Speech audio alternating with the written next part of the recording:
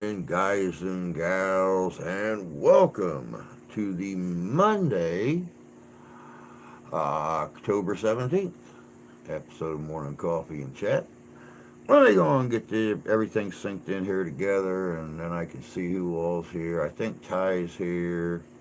Santee's probably here. We'll see. There I is. Little Likey Poo right there. Of course, our PSA right there. And we're going to share it out on Facebook, and then we'll get to the chat.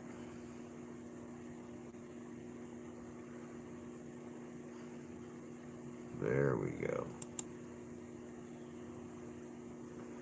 Booyah, there's that. Now I can roll her all the way back up here. Good morning, Tony Lee. Good morning, Ty. Morning, Tony York. Good morning, Santee.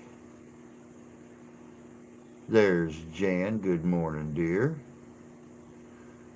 Oh, let me see here.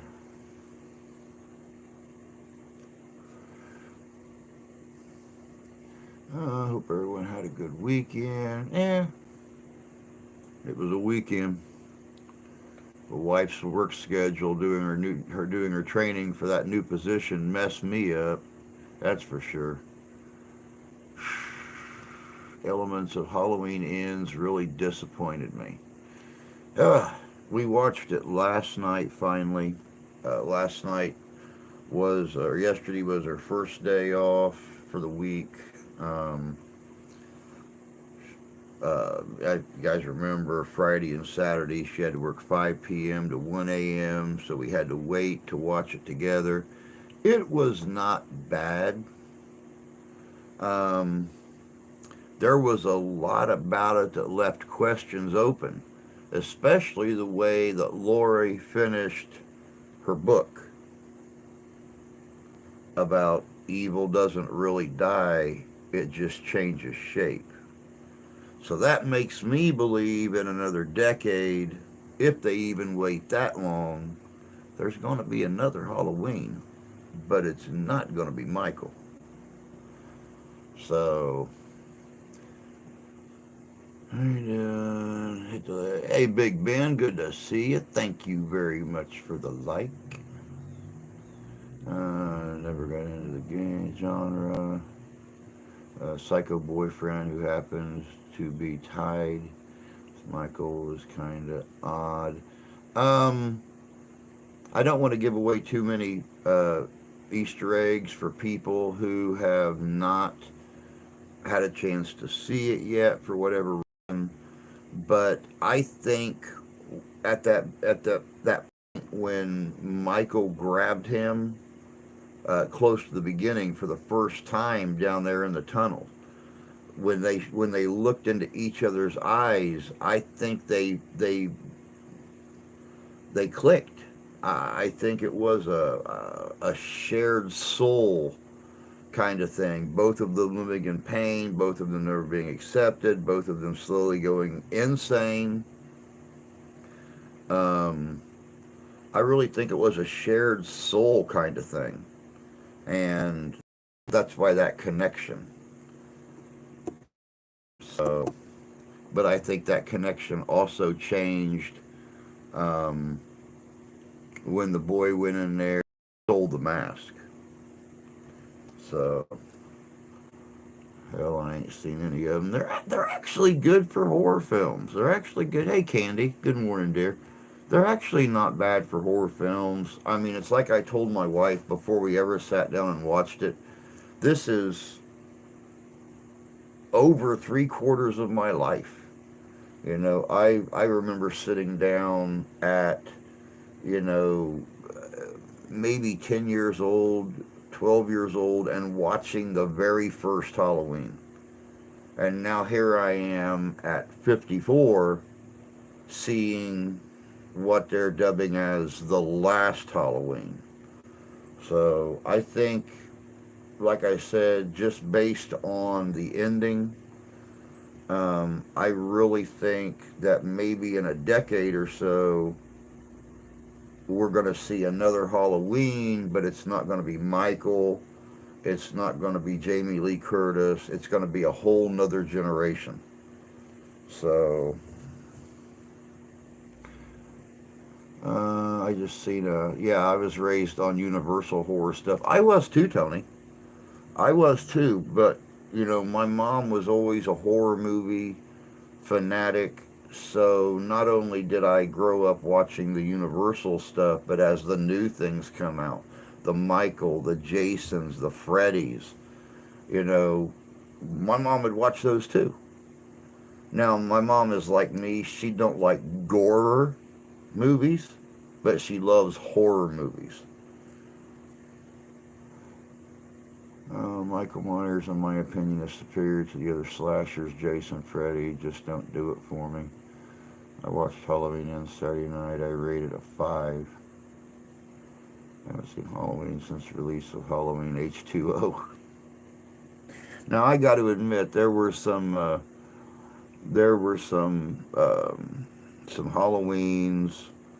Um, there were some Michaels and there were some Jasons that I just never got into. Um, Jason in Space, Halloween H2O. Now, hey John, good to see you, bud. Glad you could join us this morning. Uh, the one thing that really struck home with me at the again before we even sat down and watched the movie, I told the wife, um, do do our slashers in these movies, do they ever really die? I mean, I told her, I said, if I was writing this movie, and I do this to her all the time, and she frickin' hates me for it. But I told her, I said, if I was writing this movie, at the end of it, if they really want to end it, he's been shot, he's been stabbed, he's been burnt, he's been everything else. I said, they're going to completely dismember him into 5 or 6 different pieces and ship him off to the four corners of the world so he cannot reconstitute himself. Or they're going to throw him in a wood chipper or something like that and just completely turn him into compost. And we got to the end of the movie and she's like, "You're a son of a bitch. I hate watching movies with you." I said, "Well, it helps to have that dark, um, uncontrollable mind that I have." So the cool movie itself was weird. Wait a second. That one was crap. I saw Texas Chainsaw Massacre when I was a kid. It's pretty disturbing, but I was highly intoxicated, and that likely caused my vomiting. Probably had something to do with it. I usually can't watch Halloween movies all the way through. Just when I watched the whole thing, was actually bored watching it. There was a couple spots in there that was boring. One good Chainsaw Massacre, but the other one was absolute garbage. You're very blurred, Drew. Maybe it's just here. No, I'm very blurred on mine too, and I'm up at my highest setting on the quality. I can't go any higher than where I'm at. But just a heads up, you guys know, I've been trying to talk the wife into moving to a warmer climate for the last few years, but she wants to stay here. She loves winter. Well, according to my weather warning, it's starting today. We have the chance of snow sometime in the next hour. And it said possibly stopping in the next 2, right? Our high today is only 43 degrees. It was 36 degrees when I got up So, me personally, don't really bother me. Don't really, I mean, it hurts the knees and stuff like that, but who cares? All pain is a physical reminder that you're still alive. Everyone, don't forget, like, subscribe, click living mystery. Thank you, John. I appreciate that, bud. Another killer dude in a mask. Cold is a coming. Oh, yes, it is. I ain't whining, bud. I ain't whining. I don't mind the snow. I mean, the cold kind of aches. You know, you've done the same strenuous stuff in your life that I've done, and I know arthritis is picking on you like a big bully. So, you know, you suffer through it the same as I do. So believe me, I ain't whining. There ain't nothing special about me. There ain't nothing special about me. Between my back and my knees, and this part of this hand and this part of this hand, it gets to the point sometimes in the winter when it gets really chilly, that I just I have to use a damn pen to type on the computer. But it's okay because I'm still kicking. Blurriness is probably an internet issue. Like, connection is weak. It's very possible. With the weather, it's been raining all night long. The wind is blowing. Now we've got snow coming in. I'm sure that's probably the issue with the signal. We're under a freeze warning tonight down here in Lower Alabama. Notion, Arizona is hotter than Campbell's armpit. Wrap up.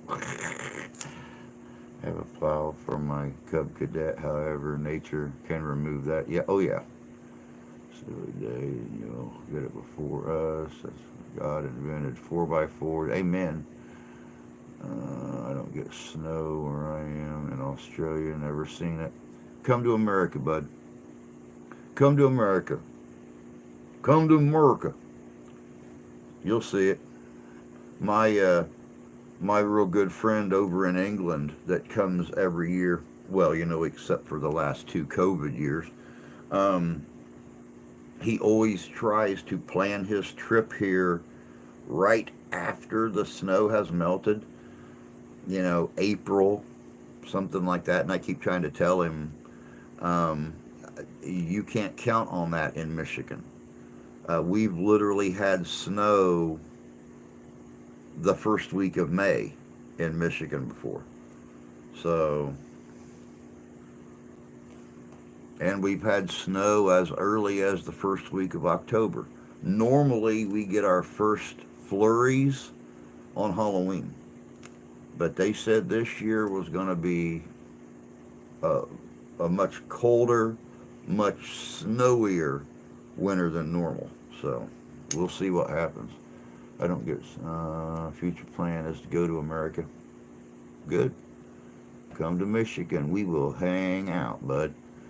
We're going 79 here in Arizona. Gotta love it. I remember living in Texas and it never getting below 65 degrees. End of January, we got Mom and Dad's got 36 inches of snow up here on the ground, and I'm sitting down just a little bit east of Houston, and I've got on a tank top and a pair of shorts with all the windows open, playing video games at 7 o'clock in the morning. So believe me, I do like the Southwest when it comes to it. Sometimes.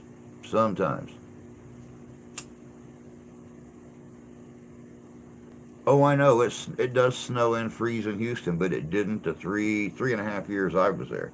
We never seen below 65 degrees. There I go. I have a good friend in Australia. She's fascinated by me driving around in the snow videos.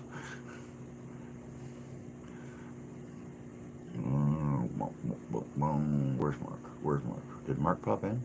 Mark. There's Mark. Morning, bud. That's what I get for talking.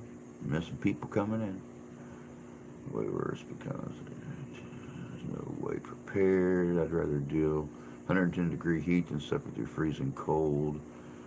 Eh, 6 of one, half a dozen of another, as far as I'm concerned. The way I figure it, when it's cold, you can always put more clothes on and not get in trouble for doing it. When it's hot, you can only take so many clothes off before you pick up a charge. So I prefer, I'm sitting here right now. The wife has the furnace on, so Grandma doesn't turn into a, old lady sickle when she wakes up, gets out from under her covers. I got the fan on and the window opened all the way. My vents covered up. So, summer in Adelaide, it's up to 45 Celsius. Just freaking hot wind. It's like fire in your face. I've heard that. Morning, Squatch. Good to see you, bud. Either way, too hot, too cold, you go inside. Exactly. Good morning, Shane. Good to see you, bud. I'm going to do something a little different for tomorrow's video, guys. I hope you all have enjoyed the one I put out yesterday on Madame Marie Delphine Lodore. People are still watching it. We picked up a couple new subscribers because of it. Tomorrow, I'm kind of sort of doing one for the wife, but it's as much for you guys as it is for her. She has been an American Horror Stories fan for 10 seasons, since the very beginning season. And this week starts the 11th season of American Horror Story, AHS NYC. So, American Horror Story, New York City. So I've been doing a lot of looking into the real life serial killers that influenced the killers in American Horror Story. And I found a couple real life serial killers that influenced movie killers outside of the American Horror Story realm. So that's what tomorrow's video is going to be about, are real life serial killers that have influenced the serial killers we see on the small and big screen. The H.H. Holmes, Dahmers, Zodiacs, things like that.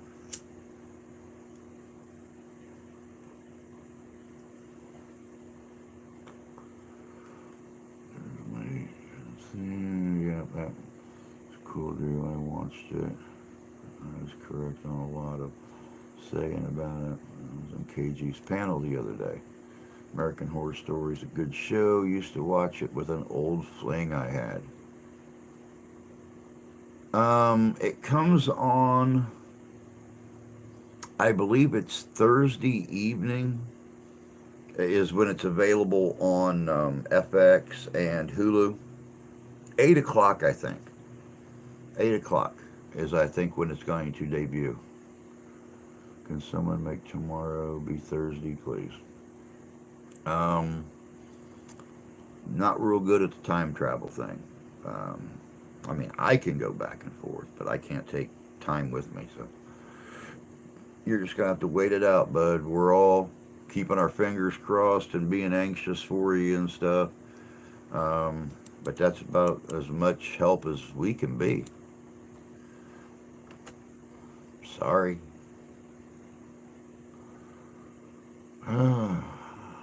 Sat through it, but I was dating a freak and she watching it. I want to do Wednesday. That should have made it your favorite show. That's all Let's go Cajun. Did you get in there, mate? Midwest, so Wednesday evening dew. Perfect, I'll settle for it. There you go. Good morning, Chris. Good to see you this morning. Hope you're doing well today. I mean, it's a Monday. How well can anybody be doing? I mean, it's just another day for me, but for you poor souls that actually have to go out and do something, I'm going to sit here, watch it snow, and work on that video for tomorrow. And that's going to be about the extent of my day right there.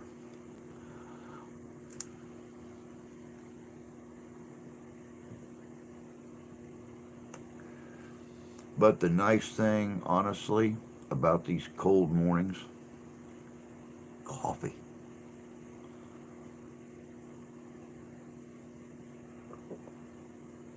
I am loving my morning coffee. And it is strong this morning. Whew.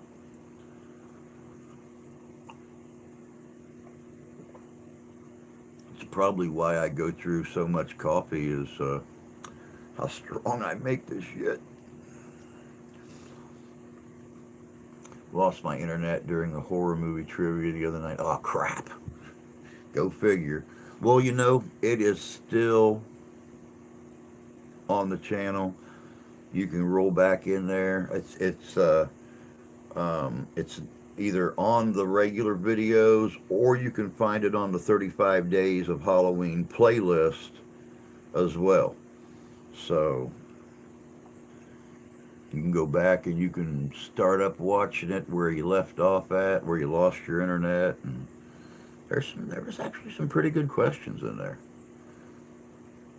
I like a hot Milo with a Tim Tam. Okay, now put that into American English so my retarded butt can understand what a Milo is with a Tim Tam. Because it's taken me years to understand English, proper Queen's English, and so when I start hearing things from other parts of the world, my eyes cross and my brain just goes. So, please explain that so I'll understand what a Milo is with a Tim Tam.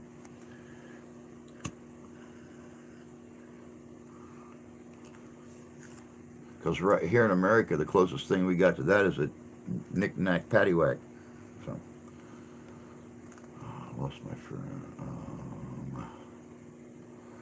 Should I have to drain hoses, winter bed the dogs, take AC units out of the windows?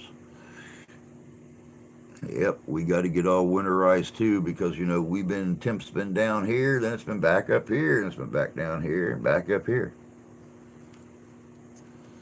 The wife wants to get the furniture off the deck and everything else and get it put up. And it's like, well, why? Because grandma still go out there. We hit 75 or 70 degrees. She go out there, sit on the back deck in a sweater, but still.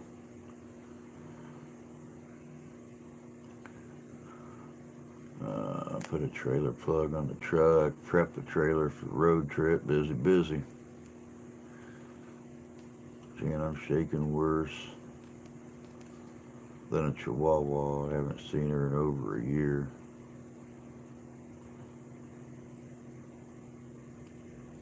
Just the thought of seeing her makes the hair on my neck stand up, and I ain't never seen her before. Well, you know, an occasional photo that you sent.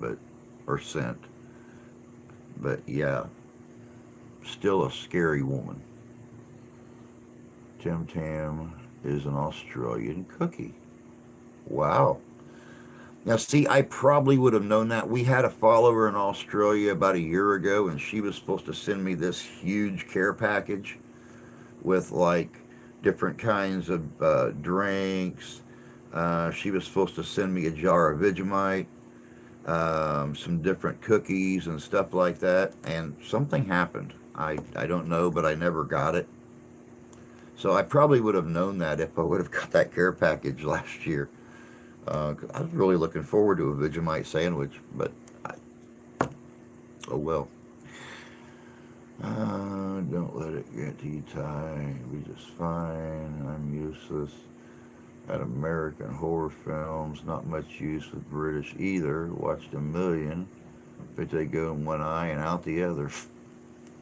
I'd like to see some British horror films.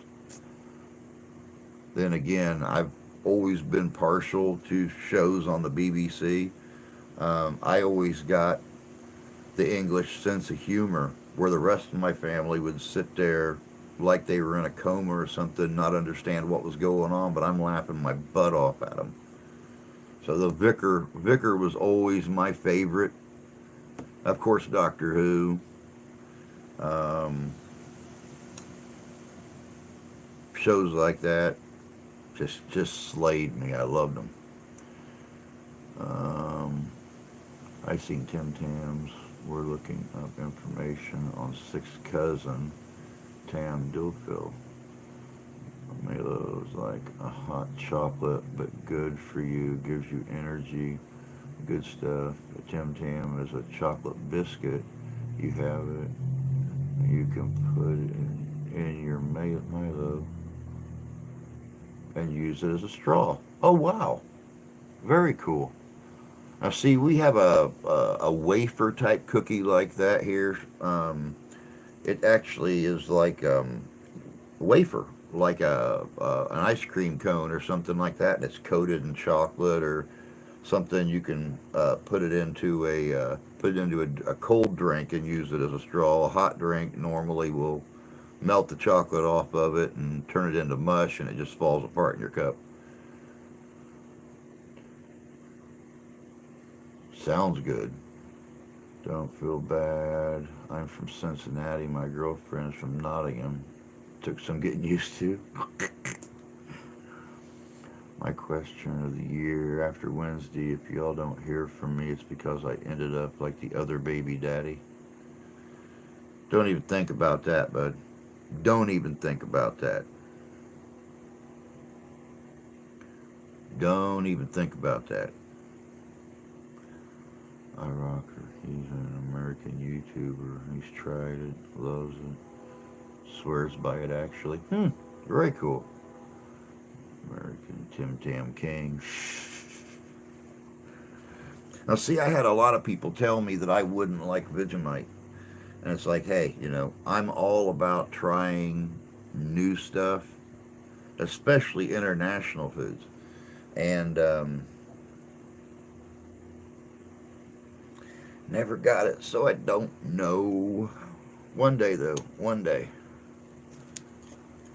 Pocky can be used as a straw. Straw-shaped cookies, big here in the States. Huh. I told you Tyler Strike first, but no. I love Vegemite. Chris, good on you, mate. Nottingham is almost as good as Hull. I'd love to go to Nottingham.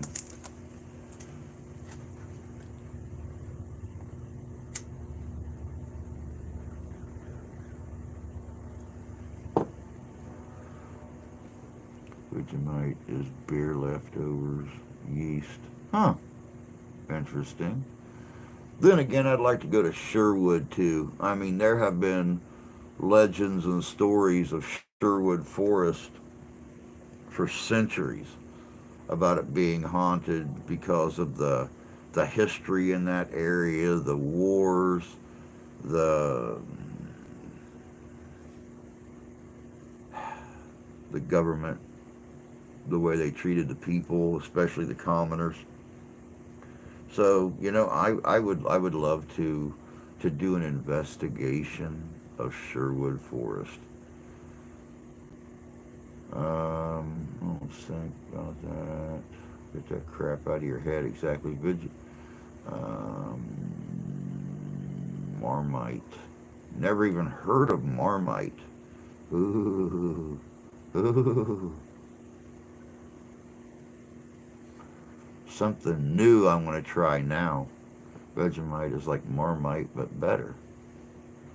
My granddad was a Sherwood Forester Regiment, World War II. Interesting. If I had a sniper. If I had a sniper. Gotta have Vegemite with butter, though. It's a must. Sherwood Forest, about an hour from Nottingham.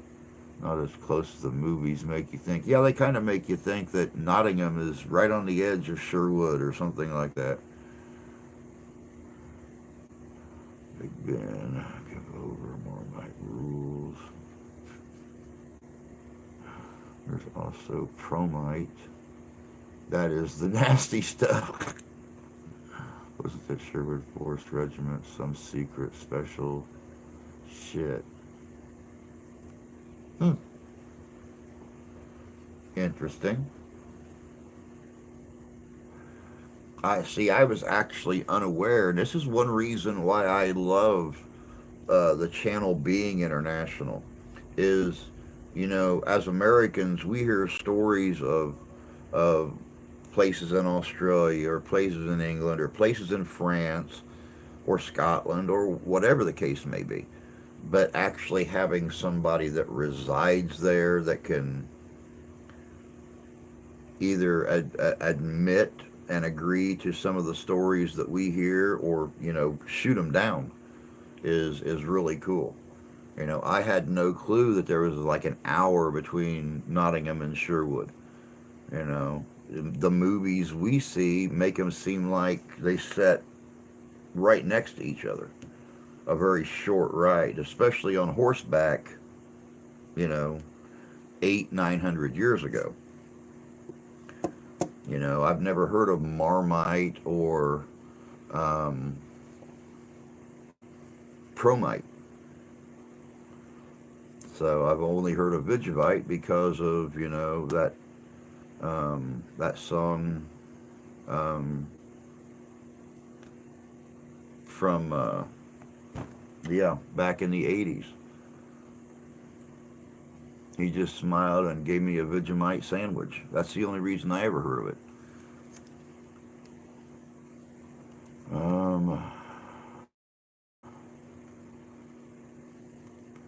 They both taste the same to me. Ghastly. Probably because of massive deforestation. From the sheriff.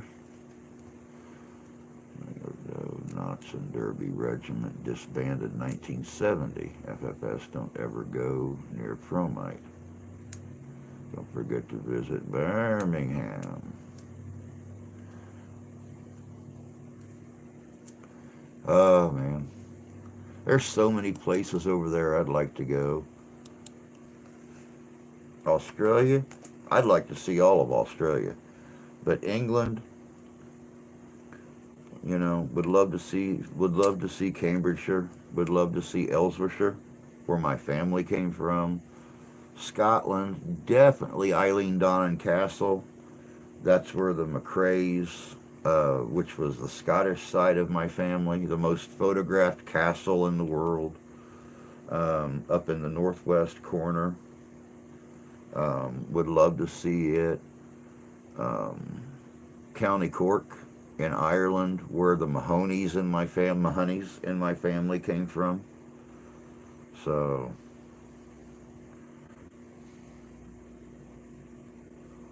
I think the thing I hate is chutney. Can't stand the stuff. Never had chutney. Never had actual haggis. A lot of the ingredients that go into haggis you can't buy in America. They consider it waste. It goes to farm animals. We have American versions of haggis. They call it meatloaf. But I would love to have actual haggis.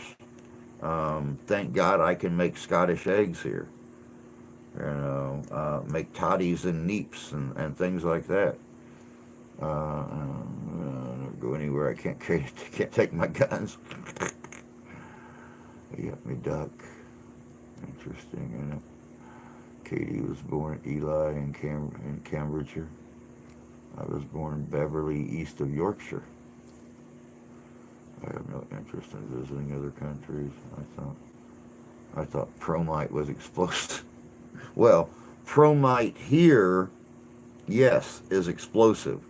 When we when we go up north to do the family reunions and stuff, my stepson, his dad, they all take their guns with them, the ARs and the pistols and stuff like that, and they'll go out and they'll buy several containers of Promite and mix it and then take it out and set it up on the shooting range. That's usually a fun time. Blowing up 1 pound containers of Promite.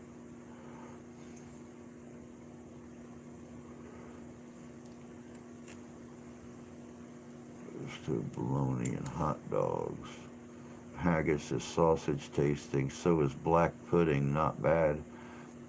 Black pudding is something else I've always wanted to try, but once again, contains blood. Blood is usually drained off the meat and disposed of here.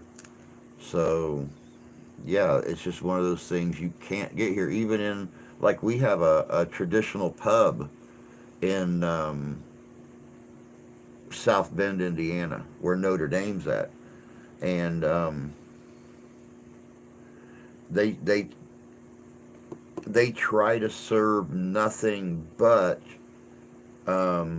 traditional UK, Wales, England, Scotland, Ireland dishes, but they have to change the recipes around because a lot of the things you can't get here, regardless of how close you are with your meat man or not. Where sucks, Mr. York, everywhere sucks. Our eucalyptus, gum trees, are explosive over here. Shit, you didn't want to near one when the fire breaks out. Yeah, I'll tell you about it. You guess what I'm getting soon. Laid. I don't know. What are you getting soon, Ty? Big Ben, kookaburras blowing up. I saw an idiot hit a bunch of that in a fridge. Darn near killed himself when the door blew off, hit the trees, standing behind. No, not kookaburras. They're good. When good, but if you ever had bad, blimey, sick as a parrot all week. Oh, wow. Oh, is that tannerite? Oh, my bad. Bromite, tannerite, whatever it was. We have one here in Cincy. Has great bangers and mash. Oh, I know. I love bangers and mash. I'm getting a set. Doc Holliday. Look-alike pistols. Very cool. Very cool. It's a chemical reaction that does it with the eucalyptus. You may bash at the bangers and mash. New mother used to make. Love me some bangers and mash. God. Bangers and mash, and I'll normally go either bangers and mash or I will do Scotch eggs with toddies and neeps. Love it. I made a bet with Brenna and she lost.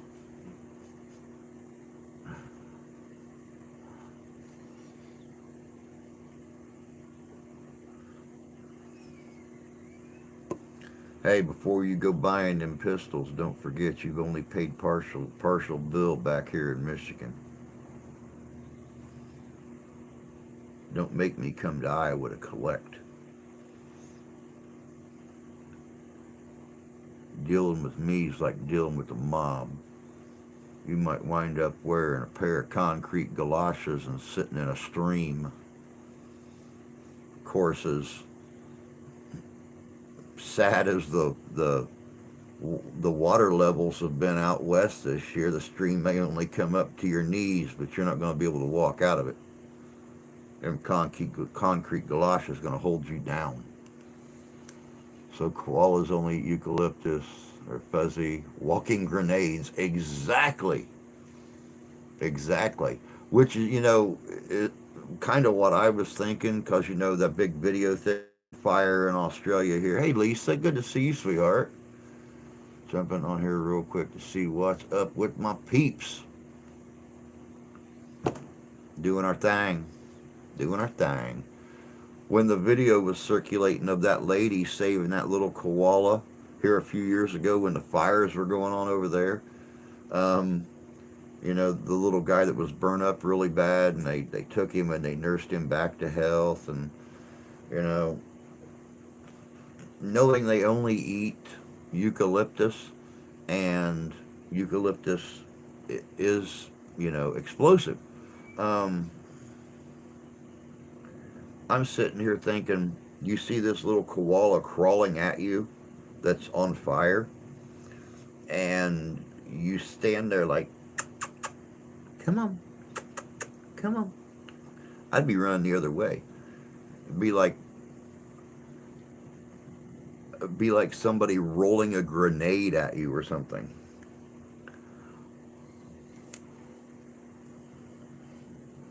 Tomorrow's stream will be frozen. This temperature keeps up like this, and this stream's going to get frozen. Well, at least the host is. I ain't going to promise the stream is, but the host will be. No, I'm not buying them. I'd rather go with you than my ex.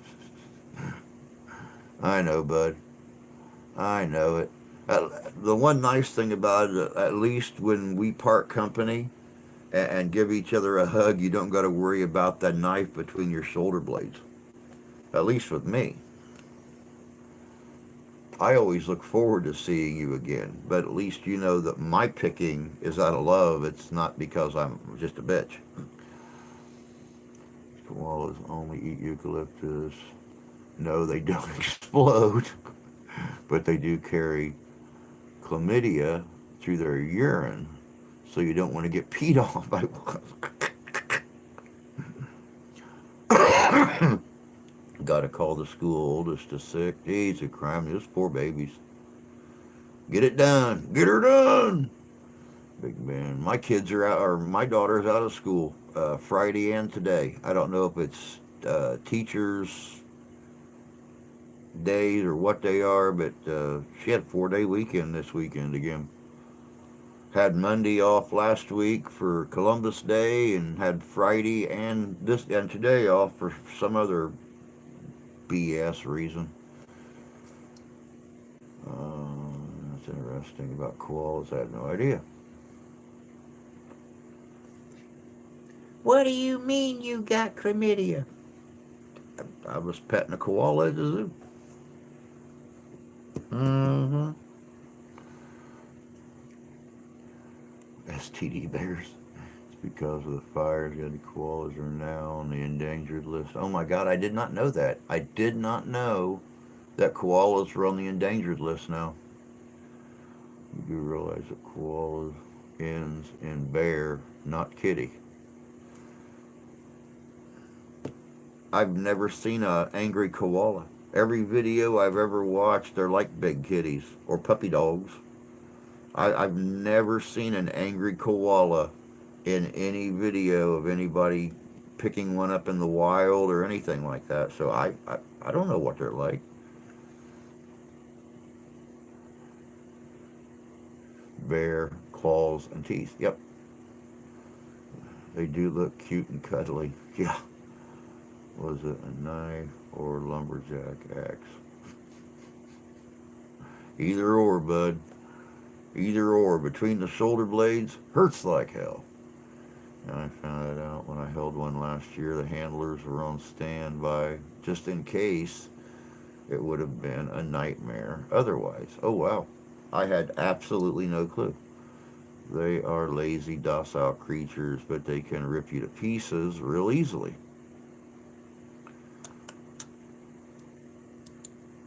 Yep, I personally, I don't know. Me personally, I look at people handling wild koalas. I see people handling sloths from in the wild, and it's like, you know, you see these videos of these sloths crawling across the road, and people just like pick them up and move them, and it's like, okay, it may take 2 hours for this thing to turn around and bite you, but that's why they got like 3 foot long arms and look like four-legged spiders crawling around, because they have to have claws and stuff to hang in those trees like that, and they got to have teeth to eat. So let him crawl across the road.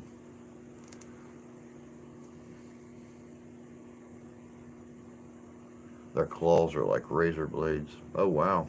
See, I never knew that. Like I said, I've never seen an angry koala. I've never seen an angry sloth when someone's picked it up. It just always just kind of hung there. Pick them up like a big crab and move them. Koalas, you see people get them, and the koala will grab a hold of their shirt and it'll lay its head on them and cuddle into them.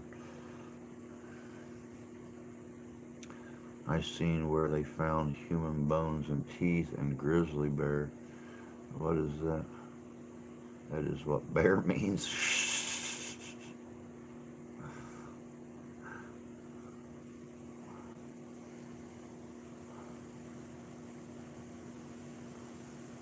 Well, it's like I told Jan the other day. There, when she gets her other eye worked on, um, she's gonna have a few days recovery, and her and Jay are gonna head down to Tennessee to the Smokies. And I told her, I said, it's the right time of the year for the cubs to be out running around. If you just happen to find an orphaned cub or something like that, um, I think a black bear would make a great reenactment partner, bed buddy. Um, she said she was going to keep it, though. She wasn't going to pick it up. I told her I would trade her 3 kittens for a baby bear, and she said no, she was going to keep the bear. So I figured 3 kittens would make a better housemate than a bear, but what do you do? I thought sloths were harmless. All I've ever seen them do is sleep in a tree and not move. Any living history events coming up? We actually have one coming up next month. I found out about it the other day. The vice president of the Historical Society, since we done that fall festival earlier this month, he's got the fire in him again to start doing Civil War again. We have a Civil War encampment in southern Indiana, probably about a 5 hour drive for us. 4.5, 5 hour drive. But he's wanting me to go down to that for him. I don't know if I'm going to be able to or not, but we'll see. My thoughts on the animal kingdom in the area. Can I eat it? Very true. Sloths are like that, but like all wild animals, they do have a nasty side. Do they?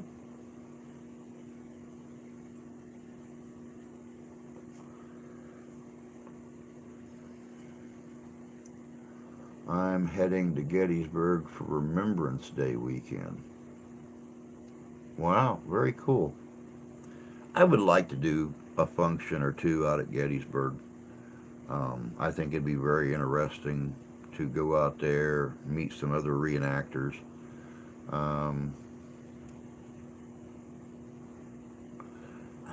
Again, maybe someday,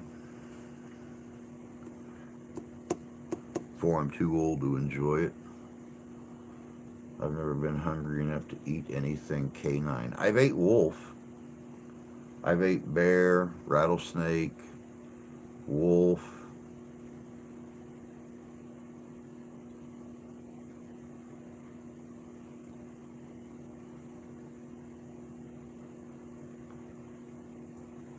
I think that's about it. Bear, rattlesnake, wolf. I think that's about it.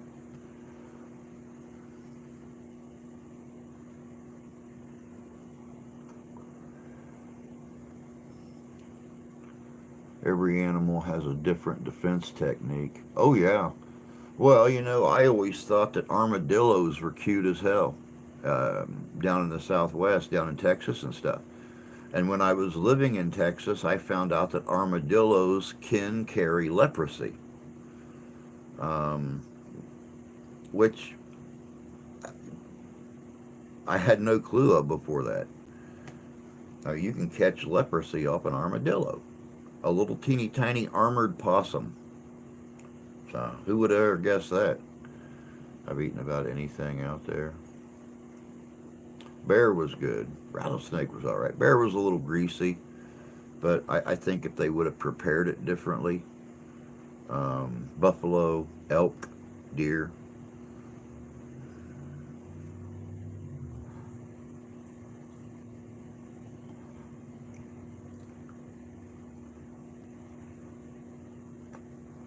I have had raccoon, um, rattler, alligator. Depends on how it's cooked. We went to a town carnival one time when I was down there, and people were deep frying rattler and gator tail. Just had like nuggets on a long skewer. They were popping them in the deep fryer and breading them, and it was. I think they left it in the deep fryer too long because it was very rubbery. I mean, once you tore into it, yes, you had those perfect, you know, grains in the meat, but the outside was rubbery. Elk, oh yeah, elk is supreme.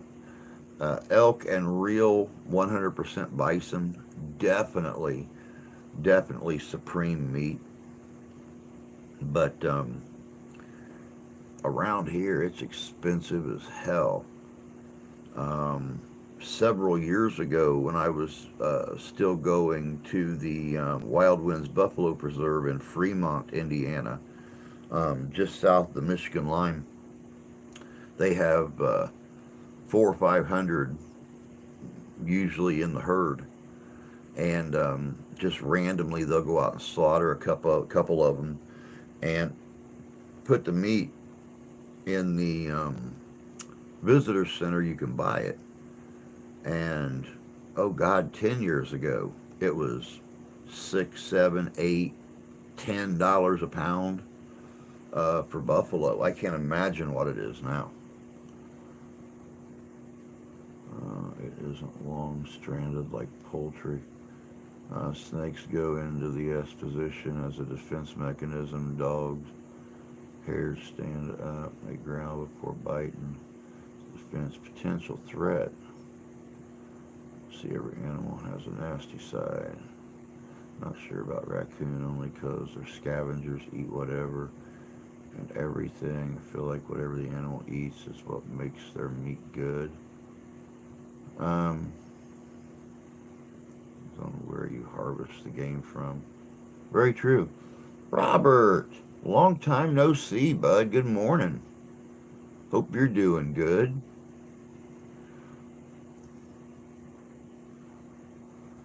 Worst experience was trying to eat squirrel from town. Yeah.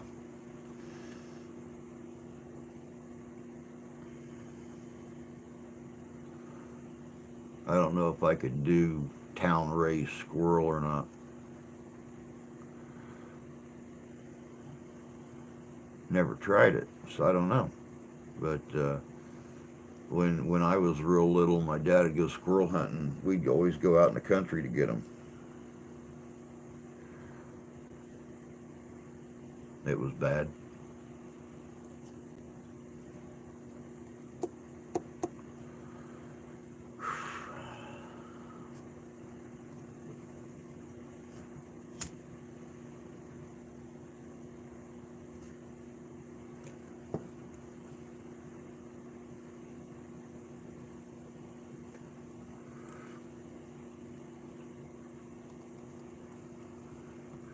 The only squirrel I had was country squirrel, and that's good. Country squirrel and country rabbit. if they are cooked right, they can be one of the best meats ever. I've never had like domesticated rabbit that I know of. Who knows? Maybe one time when I was eating rabbit, some guy decided that his daughter's little pet Fluffy was too annoying to keep, and who knows? You don't ever want to encounter a pissed off goanna. That's for sure. Now the goanna, that's one of the like a monitor lizard or something like that. Isn't that what a goanna is? Got a load of firewood this weekend. I need one more. Then next month my elk tag starts. Oh, very cool. Very cool. Do love elk, that's for sure. Critters that eat lots of acorns can be somewhat hard due to the tannin and acorns. Now, see, I've eaten acorns. Um, my old Native American friend that's passed on, his wife used to fry acorns in bacon grease, and we'd sit around and eat acorns all the time. They're a massive monitor, same family as Komodos. Oh wow, okay. I thought it was a large monitor lizard. I've seen video of them before, charging at cameramen and stuff like that. So I figured they were some kind of a large, aggressive lizard. They will walk right over you, whip you with their tail. They're brutal. Acorns are fine if washed. Yeah, I don't know how to prepare them. His wife Sherry used to prepare them for us, and we'd sit around and eat them like popcorn. Loved them.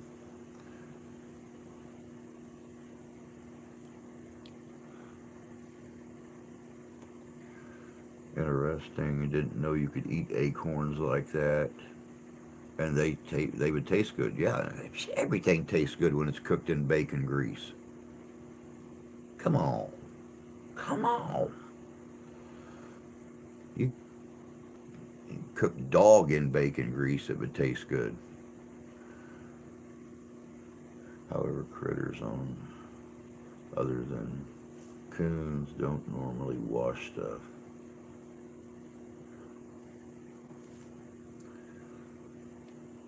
Yeah, see, that's the amazing thing about a raccoon. We've sat here and watched them get in our trash, and they'll pull out stuff that we threw out the night before, and they'll put it in their mouth. They'll jump off the railing, and they'll start washing it in the water bowl we keep out back for the strays. It's funny. It's funny to sit there and watch them. Here's an animal that will straight up eat shit, but it'll wash the shit before it eats it. It's the funniest thing I ever seen in my life. How something can be so non-selective on what it consumes, but take the time to wash it first before they eat it.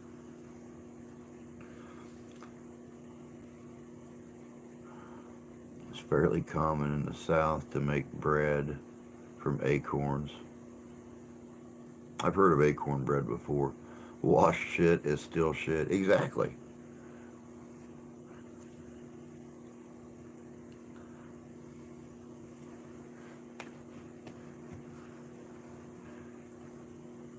You know, it's like I keep saying about our presidential candidates the last 30 years. Reg- Regardless of how you try to find the prettier of two turds, they're still both turds. It doesn't matter how much you polish one of them. Granted, you may have a shiny turd and you may have a not so shiny turd, but they're still turds.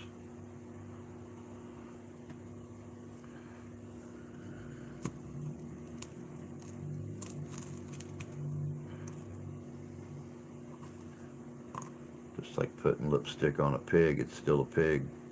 Very true. Very true. Maybe a little prettier, but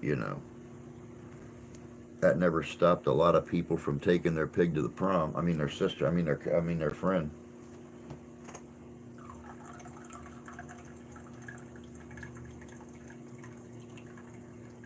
Glub glub glub glub glub.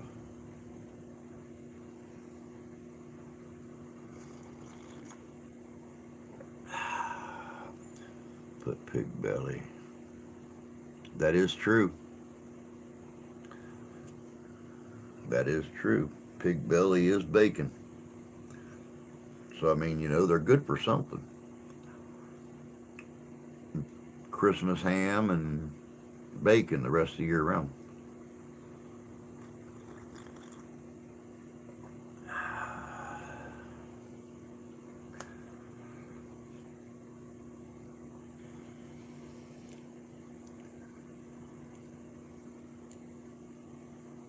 I'm guessing Smithville and some of those other meat companies recently sacrificed a large number of hogs.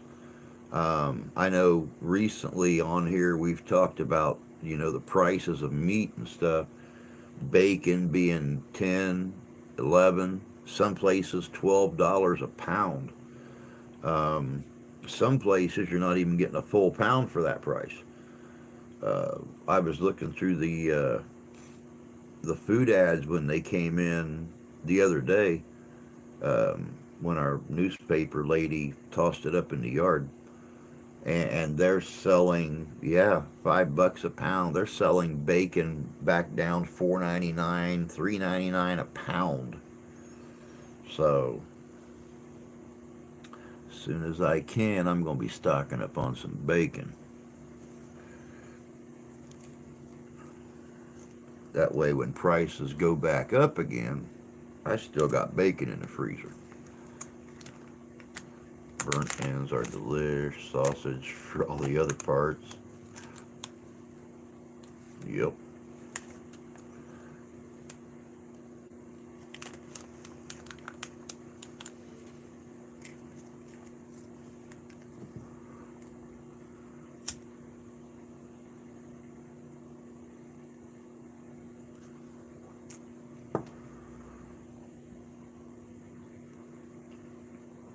Man, I don't know, y'all. Numbers are going up and down this morning. We've been up as high as 13 people in here. We got 6 watching now.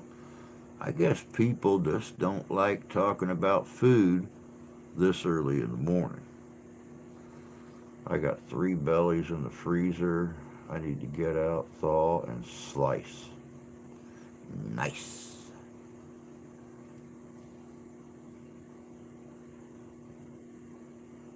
See, I almost wish I had one of those big electric griddles. Um, my dad's got one he keeps out in the shed.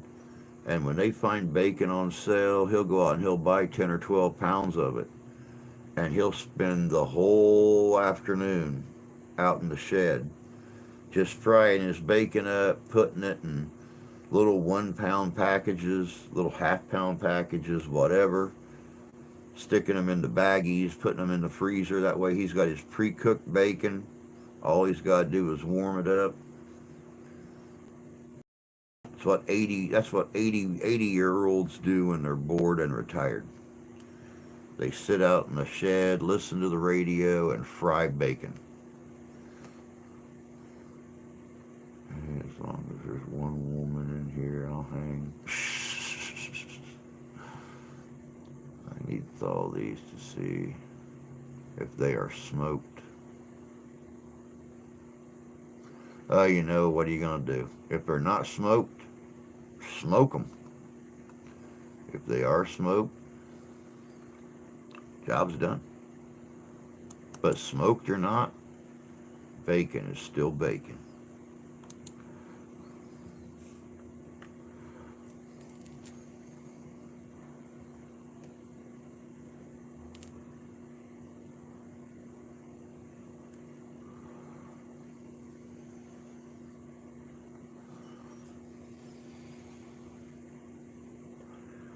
And y'all know me.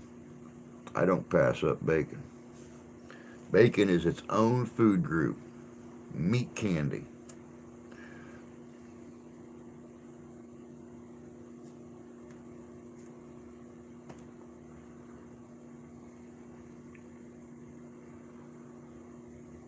Oh,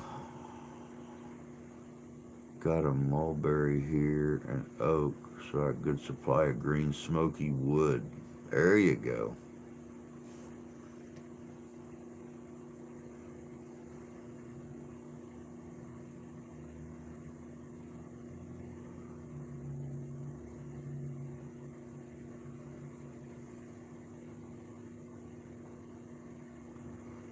When I uh, when I finally get a chance to redo the back deck, I want to get rid of this teeny tiny little Podot grill that we got out here and actually get one of the 55-gallon drum grills, make one end of it a smoker, um, and then use the other part for grill because, summer months we like to cook out on the grill. We like to have my buddy Mike and his wife Brenda, or the stepson and his fiance, to come over to eat. You just can't fit a lot of meat. Jay and Jan knows. Jay cooked those steaks on the grill when they were here. Kind of hard to get all them steaks on the grill.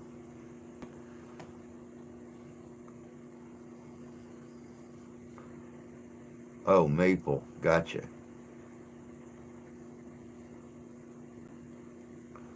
I'm still here just multitasking. Is there nudity involved? Candy.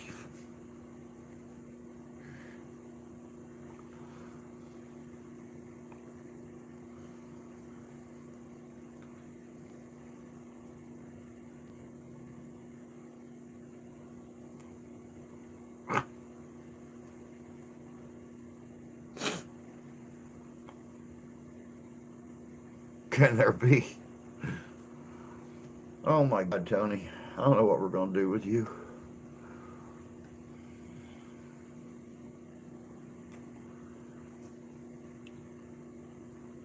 You gotta love some ornery ass Tony York first thing in the morning.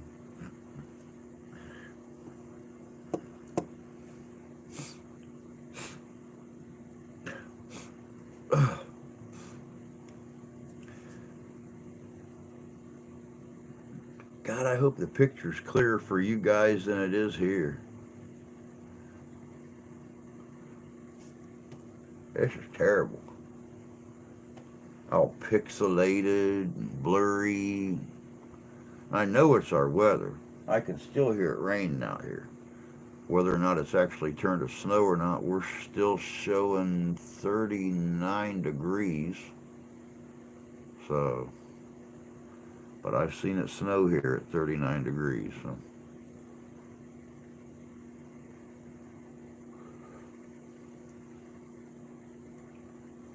Yeah, it's got to be our weather. Like I said, it has rained all night here. The wind has been blowing.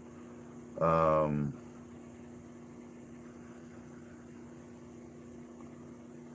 Now they're talking about snow, so I'm sure that's it. Hopefully, it won't keep this up all day long, and I'll be able to be on here tonight. I'm really wanting to keep things rolling. Oh, speaking of which, don't forget, guys, Friday night. Friday night, we got Ben Goldman from Afterlife Road going to be our guest on here. They just finished and released the mini movie on Afterlife Road, starting up, the investigations they've been on, things like that.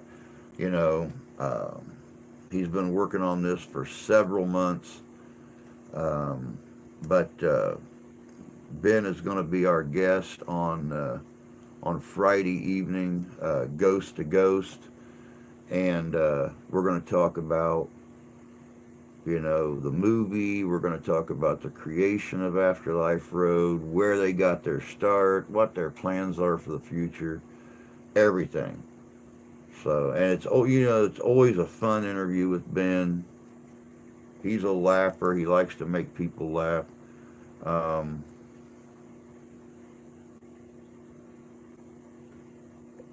so definitely come in and join us 7 o'clock p.m. Eastern Standard Time, Friday evening for Ben. It's going to be good. Of course, Wednesday, as long as everything pans out like we're hoping it will, I'll be over on Unrestricted Paranormal at 8 o'clock p.m. Eastern Standard Time with Danny Holroyd, interviewing another special guest. Last week, things didn't pan out. Our guest actually forgot that she was supposed to be on and made other plans. So, yeah, that's why there was no show last week. So hopefully we'll get things straightened out this week, and we have another guest lined up for Wednesday evening, Unrestricted Paranormal with me and Danny, your host, SMP, the SMP show. So come over there and check that one out. Fix Granny, can't wait till Friday with Ben. That's going to be a fun interview. Ben is always fun. Ben is always fun.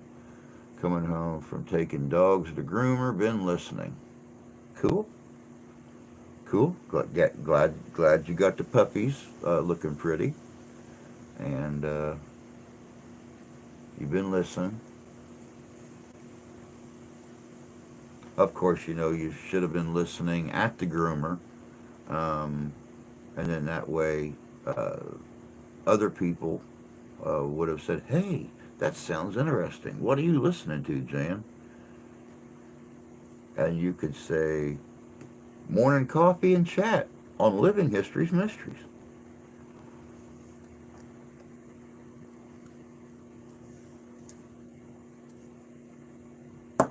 It's worth a shot.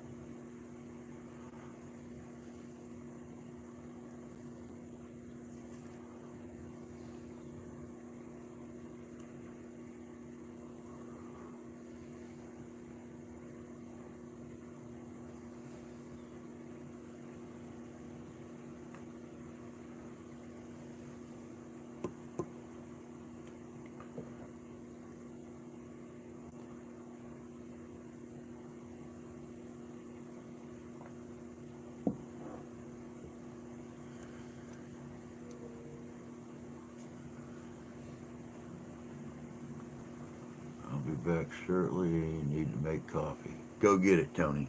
Get that coffee. I got enough to last me the day, so. Which, like I said, I'll be working on editing the video as soon as we get done here this morning. Oh, I'll be shooting the intro and outro for tomorrow's video, getting that thing put together today, so I can have it out tomorrow morning around 9:30, 10 o'clock in the AM. It's going to be good. It's going to be real good.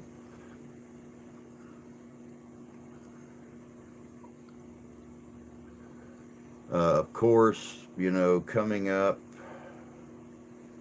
God, like here real super soon, like within the next um, week and a half, I will be joining the Great Lakes Ghostbuster Coalition and the Kalamazoo Ghostbusters for Ghostbusters in concert at the Morris Performing Arts Center in South Bend, Indiana. We will be on stage with the orchestra in uniform, possibly, you know, walking around the arena or walking around the theater, um, fully suited up. The movie will be playing on the big screen right behind the orchestra, so everybody can be watching the movie while the orchestra's playing. I don't know exactly how they do it. I know that there was a video that came out. Um,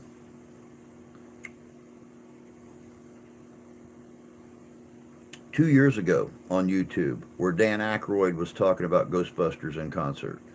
And I guess you watch the movie, and as the music plays in the movie, the orchestra lightly plays the music live, where you can still hear the movie, but you're also hearing the orchestra. So, but they wanted Ghostbusters there, and by God, be careful what you ask for, especially in a state like Michigan where you've got a dozen, 2 dozen ectos driving around and about 1,000 people that own all the uniforms and gear.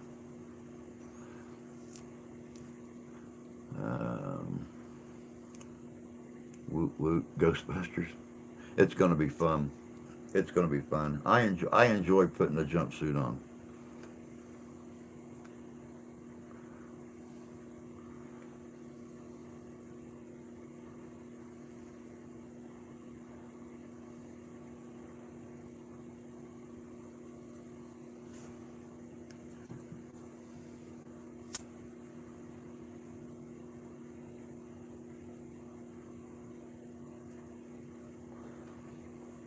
As a matter of fact, thinking about it, next week, um, you guys are probably going to get a gander of my full setup.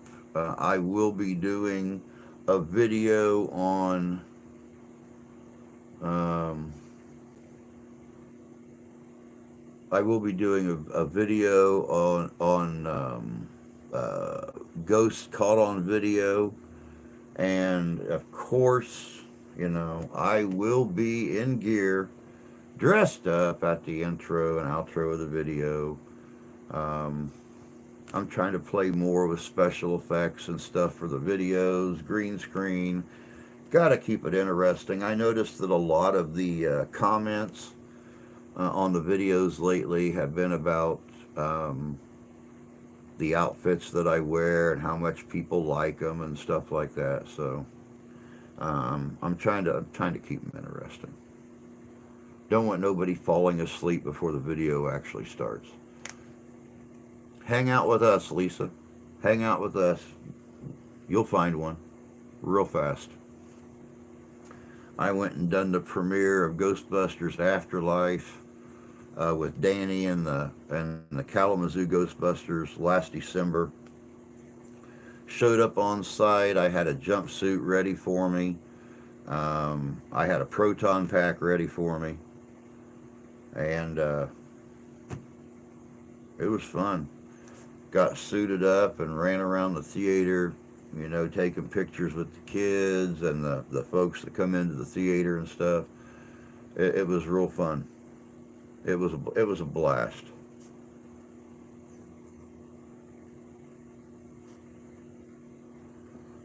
Ah, Colombian. Amen to that. Nothing beats that rich flavor of 100% pure Arabica beans farmed in Colombia.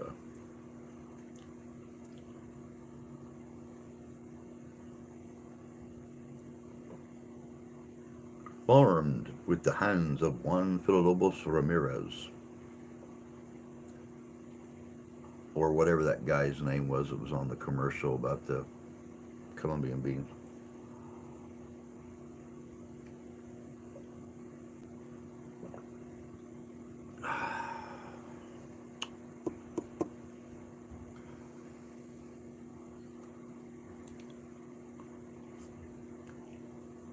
Juan Valdez, there you go.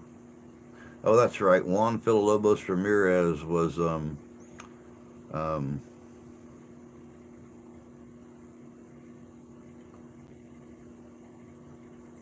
yeah, that was the guy that taught McLeod how to sword fight in Highlander. That's right.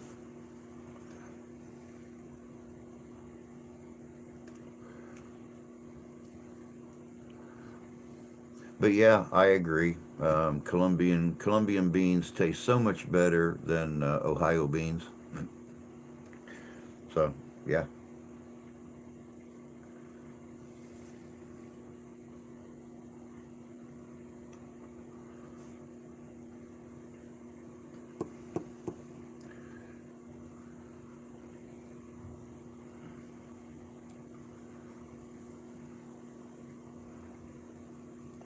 I gotta get me some more specialty coffee in here. Some of the Black Rifle flavors. Um, some of the other companies around that cater to the vets. Um, Quit drinking so much of this cheap store bought coffee. I mean, it's still Colombian beans. I think they wash them with their feet though, because it's not as good as some of the brands out there.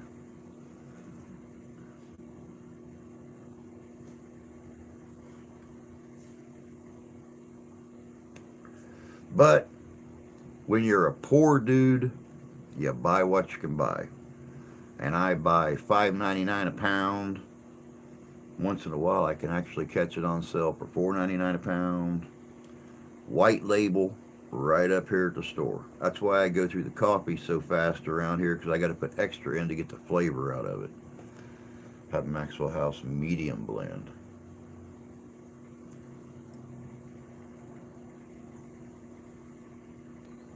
Just ordered 18 pounds last night. Wow.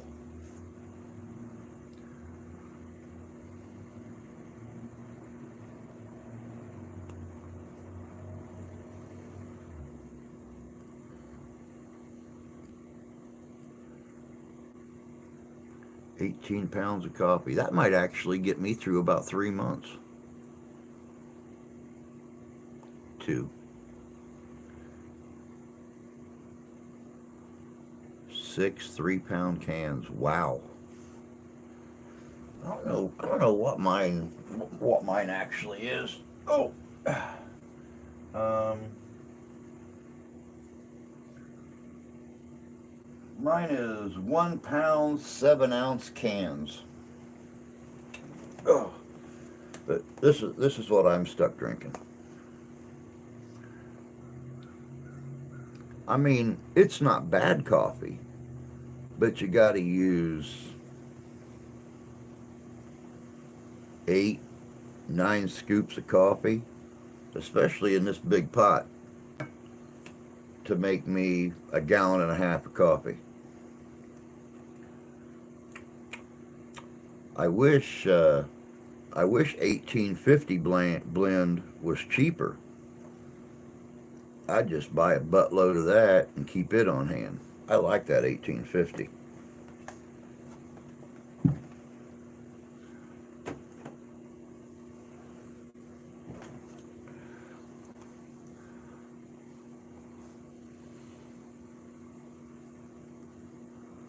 6 7 weeks.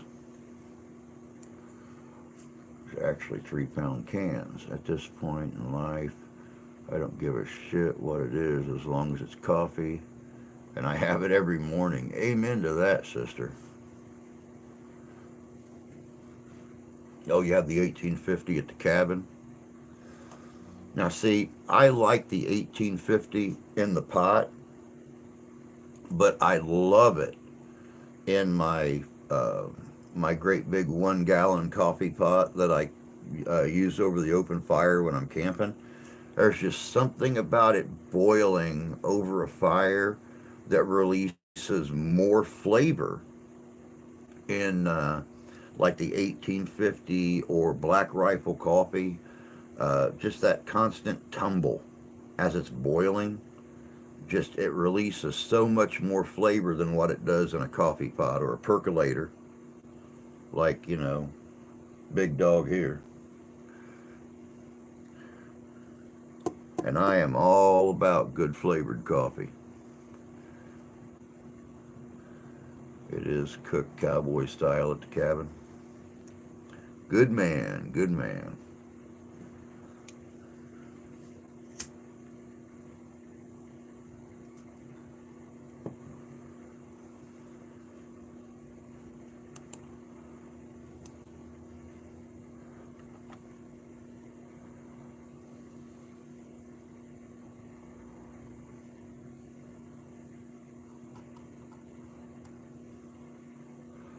Man, I cannot believe it's almost 9:30 already.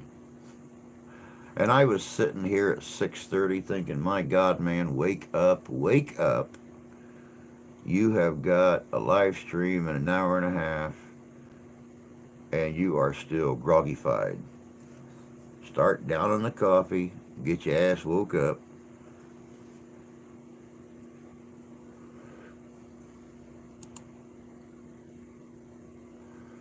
To be honest, we didn't figure to be at the cabin or for the cabin to be at the place, so I didn't bring my pot.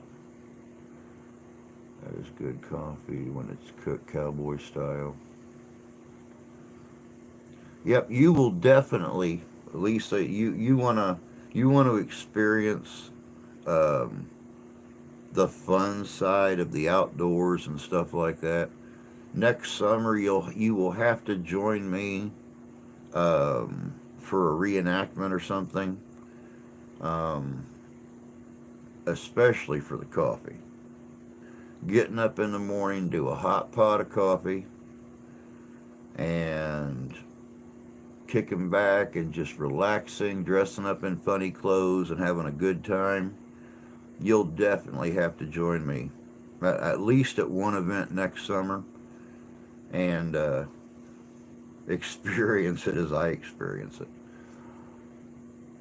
I drop the dogs off to the groomer. Don't wait for them to get done.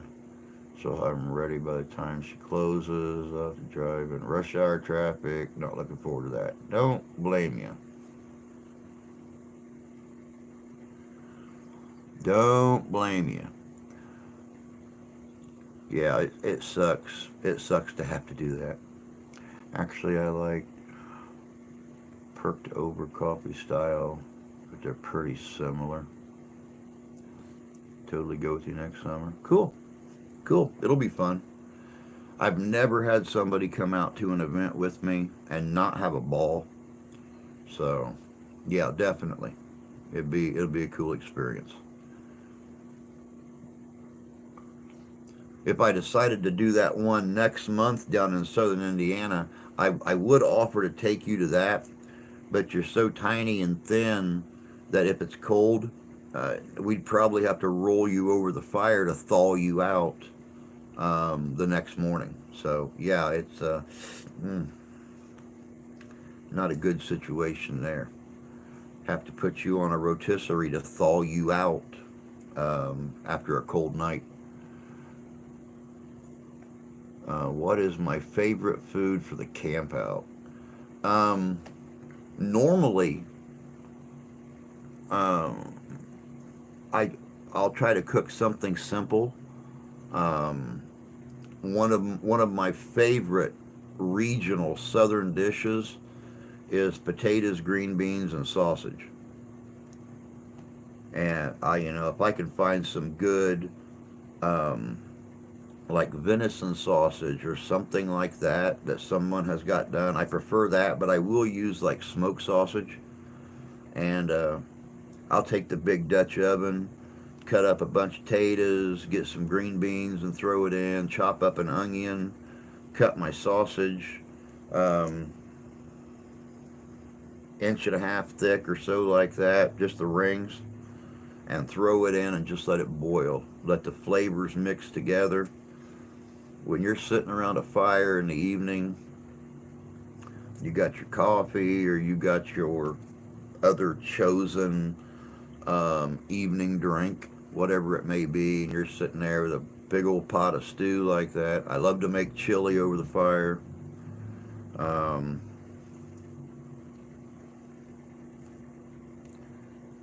yeah, I try to cook simple. Mine would be ham. Now, see, I've cooked chickens and turkeys. Um, I've got a squirrel cooker and a rotisserie that I can hang from my iron set. And I have put full size turkeys and chickens on there, stuffed them with green onions and butter and stuff, and just sat there and slowly turned them. I've back when meat was cheaper, I've taken sirloin tip, like a nice chunk of sirloin, put it on there and just slowly turned it over the fire, and just as it cooks yay far down, just run my knife in there and slice off a chunk and keep eating it. till you get down to the iron bar. Done ham too. Done ham too. Yeah, I don't like super cold weather no matter how many clothes I wear. There's a point I can't stay warm with my skinny ass. I have very lean meat on me. Yeah, you're very lean, that's for sure.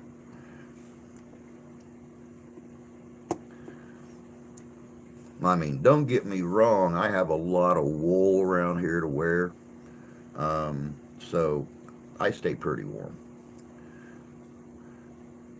Ham is pretty foolproof, being fully cooked to start with. Yeah, you just put it on and slowly turn it.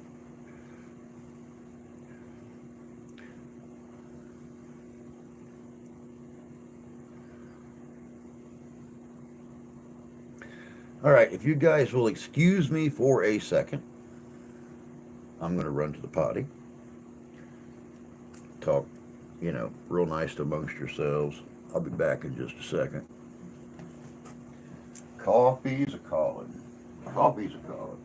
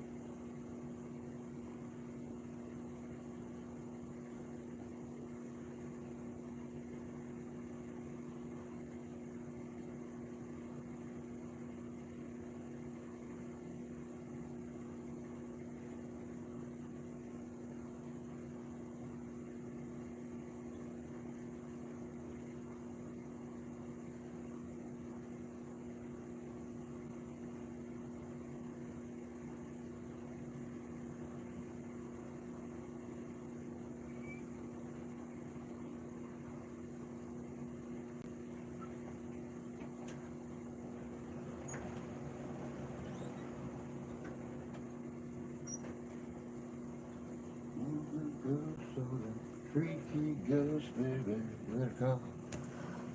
Oh, I love the bacon in a Dutch oven. I like bacon in a Dutch oven too. A lot of people they don't realize that a Dutch oven will work just like an oven at home.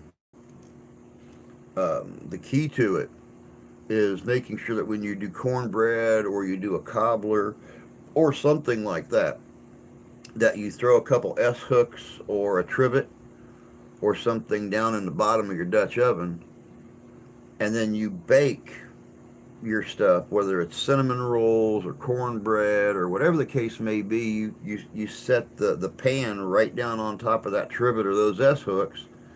Then when you put the lid on, pull yourself a pile of coals out away from the fire, set your Dutch oven on there, then put coals up on the top of it, and that way you're getting the heat circulating around the pan because there's room for the heat to move under it without having the direct heat on the bottom so it don't burn. Um, Justin that comes in here a lot, he actually makes pizza over an open fire at a couple of our events, and they've got it worked out. It's a large oven that actually sets over the fire pit, and it traps in all the heat from the coals, but it regulates the heat. It don't just float up out of the fire pit and go away. And he can slide full pizzas into this oven, and it still stays hot enough on top. You can set a coffee pot or another pot to cook something in to go with it. So very creative techniques. Um, I would just warm up baked beans in the can on the fire. Done that before. Done that several times. It's surprising what you can cook over a fire. Very true. Very true. Seasoned cast iron imparts a flavor. It's a great improvement over tinware baking pan. Very true.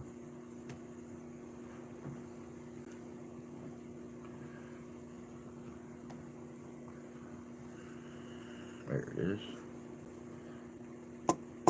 Thought I had some of that left. There's still some meat on that chicken leg.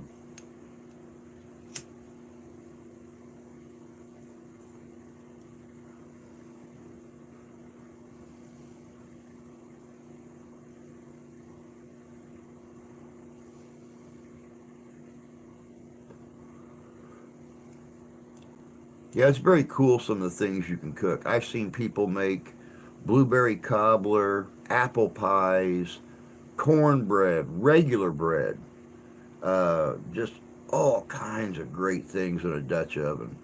Of course, having the one with the recessed lid that's got the lip around the lid helps to hold the coals on. Love it. Love it. Dutch ovens can be stacked and used to bake several items. Yeah, most definitely. Hey, Templar, good to see you, bud. Hope you're doing good today.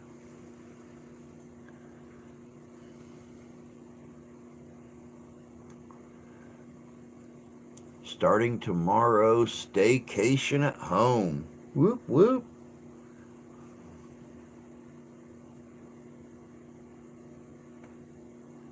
Yeah, I agree, Tony. I agree. Even though they sell them in the stores and call them Dutch ovens, yeah, they're not. They're just a big pot. They got the rounded lid. Don't really serve a purpose. I mean, unless you want to be a complete, boner about it and flip your lid over where the handle's on the inside and use the recess from the dip to put your hot coals in. We lost power a while back and the kids were all panicking about breakfast. I was like, hang on, Mama got it. Cooked fried eggs and toast on the fire. Kids are like, Mom, you're cool. There you go.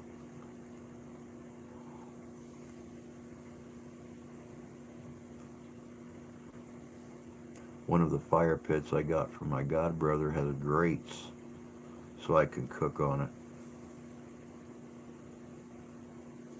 Yep, yep. You can even cook on those metal fire pits at home. Some of them do come with grates. Some of them don't. That's why it's nice to know a blacksmith. Um, you just get have them take a couple pieces of square stock, and they can make it fancy if they want to. Um, some of them will twist it. Some of them will just leave it square stock and cut it.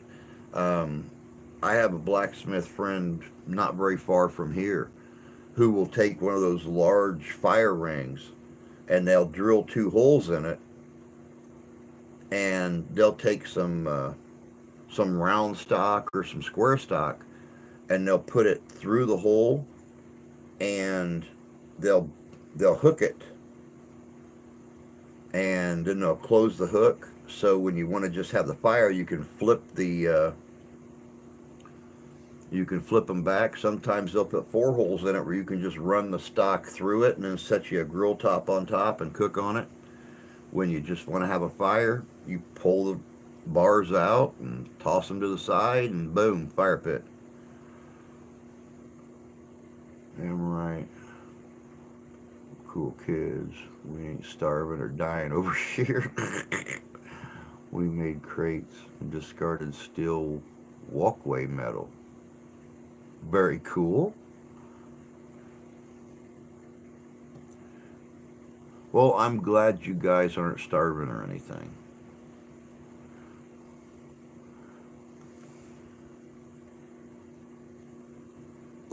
Just remember, when times get really, really tough, the smaller kids are the ones that are most tender. You don't want the gristly older ones. You want the young tender ones. kind of like Peopleville.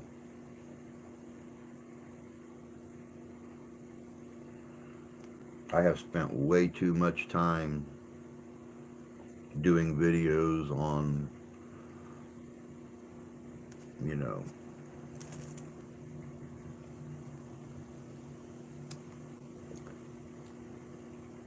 those 19th century Western. Never mind. Need to find cast iron skillets. Oh my God, tell me about it.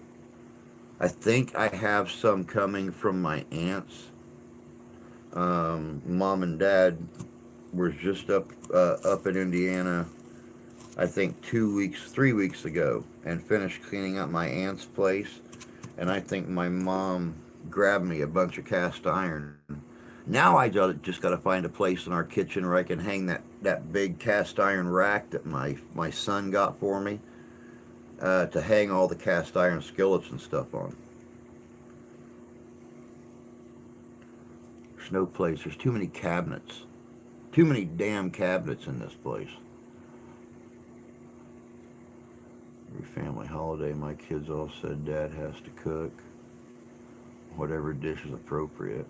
That means I'm involved in the tender meat since I'm built like a kid. I'm not saying anything. Tempt me if you must, but I am not saying anything about how tender your meat is. They're in the basement somewhere.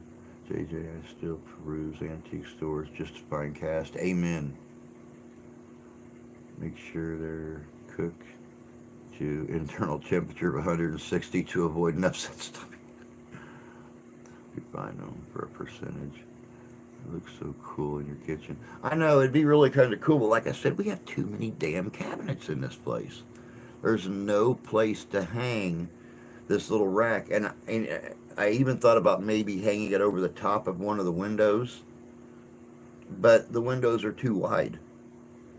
They miss by 6 or 8 inches, because you've got the top screw hole that screws in, and then it comes down. There's a ring piece that's got all the hooks on it, and it's like 4 inches to the side on either side. It's the windows are all too wide, so I gotta think on this one.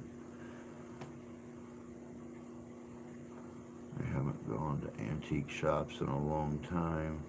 Always wanted one of those racks too to hang pots and cast from.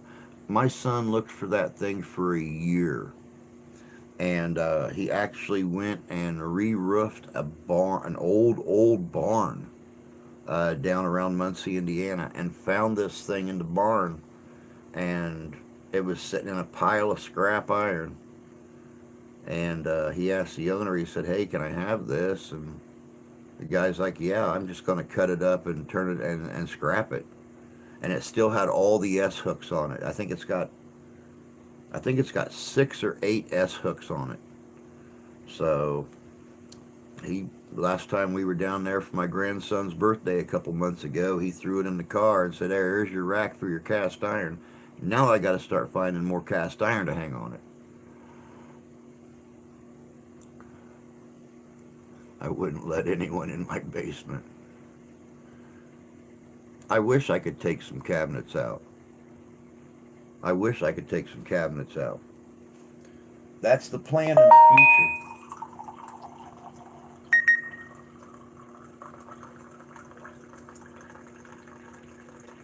Glub, glub, glub, glub, glub. That's the plan in the future. Take some cabinets out, but that's neither here nor there right now. The single most interesting thing I have ever cooked over an open fire was popcorn in a 30-gallon kettle.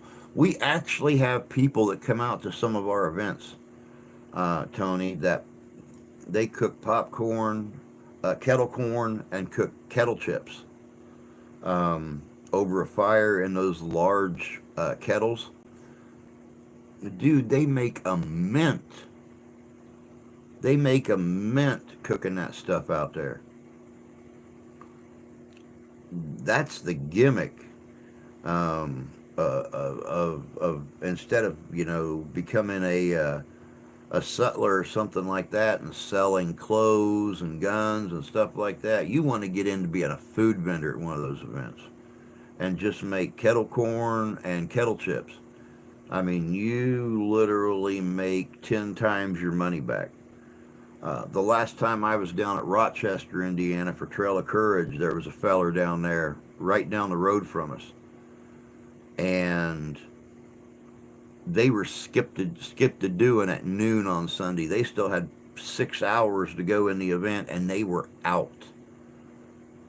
They were out of kettle corn and kettle chips. I mean, it was amazing. They must have sold 4,000 bags of popcorn and chips that weekend. Everybody was walking around eating them, including including the reenactors. It just pops a few kernels out and just fills the kettle like magic. Yeah, it does. You gave it all away. Well, you would have definitely been a favorite down there, because I think people were paying $3 a bag, $4 a bag, and you figure you're going out and you're buying a bag of popcorn for $2 or $3, and you're getting, you know, 15 bags, 20 bags of popcorn off that. And he was selling a bag of popcorn for what the whole bag of unpopcorn cost him. So yeah, he made a mint back on that.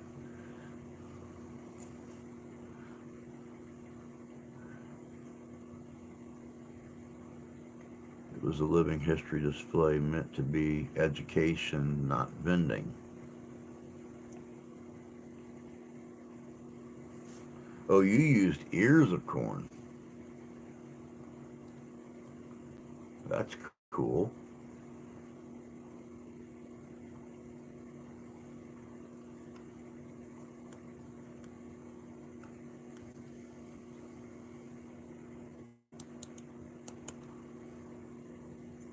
I've seen guys make popcorn in a Dutch oven. That's pretty interesting.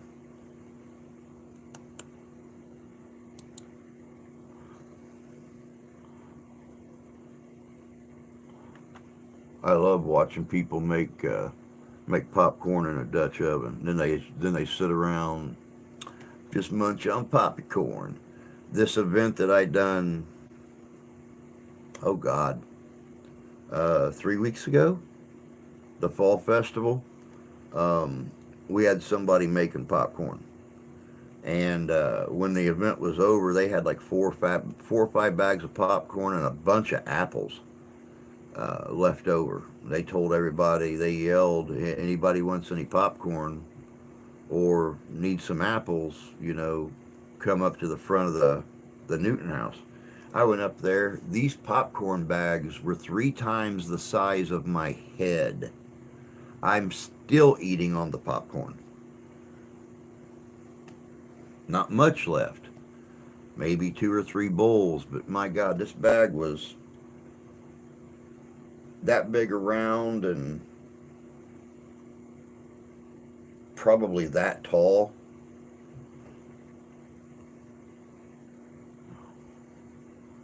We have a large popcorn farm near here.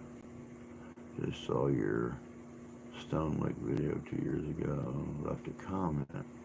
Make it tempo. I go back videos every once in a while and see if anyone's commented.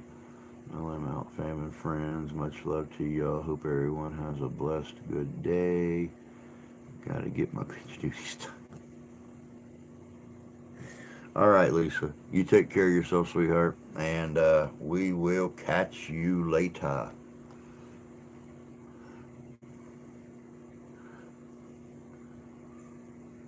Yep, love you too, dear.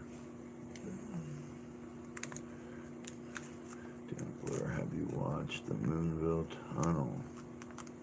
It's our first investigation. I gotta go back and watch some more of those. It's been a while since I've seen some of them.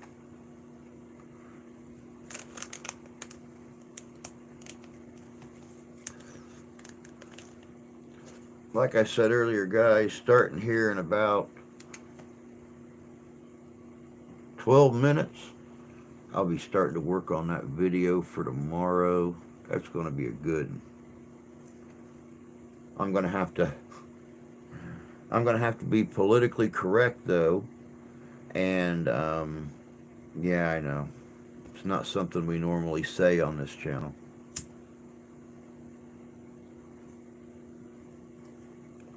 But I'm going to have to go through and figure out a couple of blurs to put over a couple of the clips of the videos and stuff like that.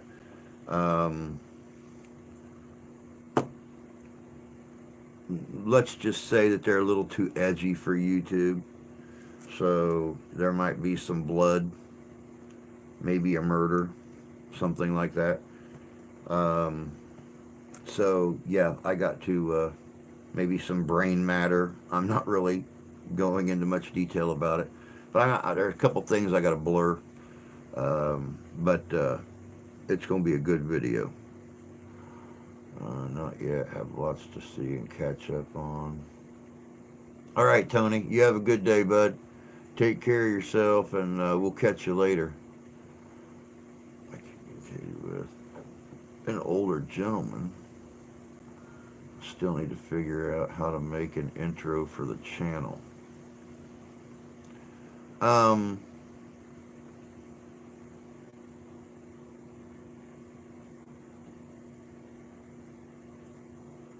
I might be able to help a little. See what I can come up with. I'll throw a couple things at you and send them to you on Messenger when I get them done, and let you look through and see what you like and don't like and stuff like that, and we'll make it look good. Good morning, Ian, you sexy devil. Hope you're doing good this morning, bud.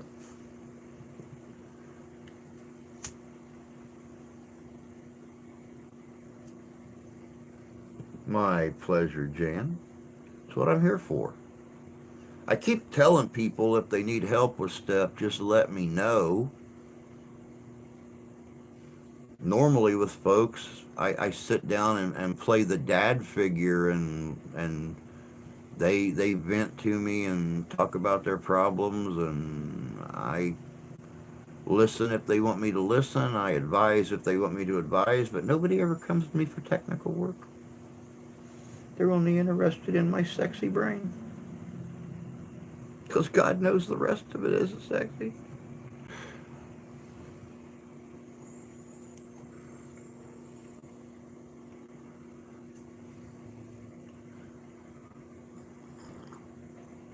Oh, burr. 37 degrees.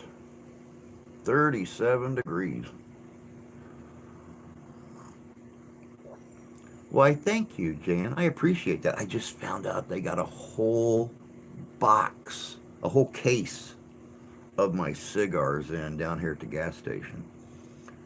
The wife went down there and got herself some cigarettes this morning.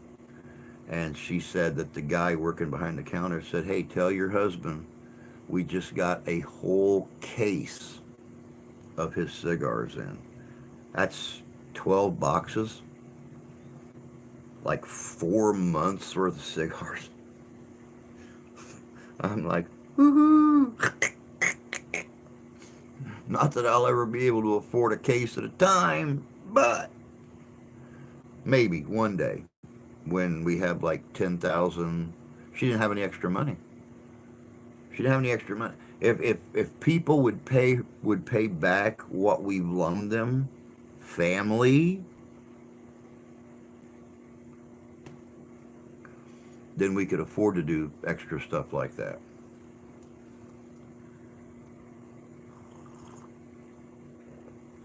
Oh, I know, sweetie. I know. Maybe one of these days when we have, 5,000 subscribers again, I'll be able to afford to get a case every few months. I know when we had the old channel up last summer, they ordered a case of them for me. They ordered their normal order and then ordered a whole case for me. And I went down there and bought. I went down there twice and bought. Um, um, Templar. I don't know. I don't have any way to do the math right now. It's $24 times 12, whatever that figures out to. It's like $270 or something like that to buy a whole case of them. I'll make a mental note. Love seeing channels, early videos. Interesting to see how investigations have changed as they grow. And see, that's why Mark and I wanted to go out and do Sumnerville Cemetery. That was our very first cemetery. We had no equipment at all. Now here we are 3 years later. We have all this equipment and stuff. He's got all of his equipment now. We want to go back out and reinvestigate that cemetery now that we have experience investigating. So, yeah, most definitely. You see my live stream cemetery tour. I haven't had a chance to see anything yet, bud. I have been busy this weekend getting videos and stuff up. Yes, you do, ma'am. You treat me like a little brother through and through. And I am so happy that I ran across you guys. You all treat me so well. You're always here. We're always having fun. Keeping my fingers crossed that happens and you get monetized again. I don't think I'm going to have a problem getting monetized again. I've already got the little dollar sign in the bottom of my studio. Of course, we're at 630 subscribers again. So we have 370 to go to hit that monetization level. So hoping and praying that during the winter here, hopefully as we get closer to Christmas, as you guys remember, I had to start the brand new channel December 1st last year. Because of what happened at the last of November. So I started back off at zero. We were up to that, almost to that 5,000 mark, 960 videos. I had to start over. I saved what investigation videos we could, which were about 60, sacrificed 900 videos and almost 5,000 people, and started over. And here we are. We're back up to 630. We have about a month and a half to go till our 1 year anniversary on this channel. So I'm hoping and praying we'll get real close back to that monetization level by then, and start the brand new year fresh.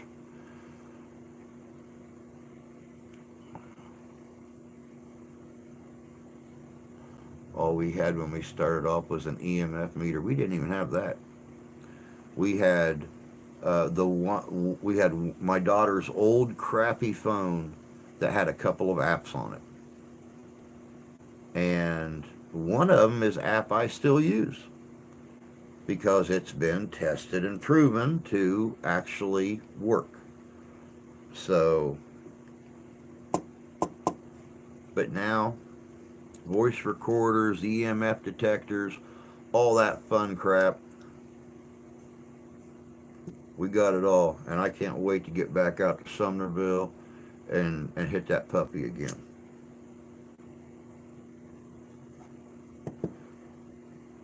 But that's it, guys. It is 10 a.m. It is time for me to be like a fat baby and head out. Time for me to be like a tree and leave. Time for me to be like a bunch of bats and get the pod out of here. That makes no sense. But anyway, hopefully tonight we will have good morning, Ferris. Good to see you, bud. Hopefully tonight I'll be able to get back on. Like I said, it has rained all night long. We have got snow in our forecast today. A chance of snow, who knows? But we're only going to get up to like 41 degrees. And it's supposed to be windy. So God only knows what the internet will be like. But I'm going to get out of here, start working on tomorrow's video. It's going to be a good one. I promise that. It's going to be a good one. So, if I can't get to you tonight, we will catch you Friday morning.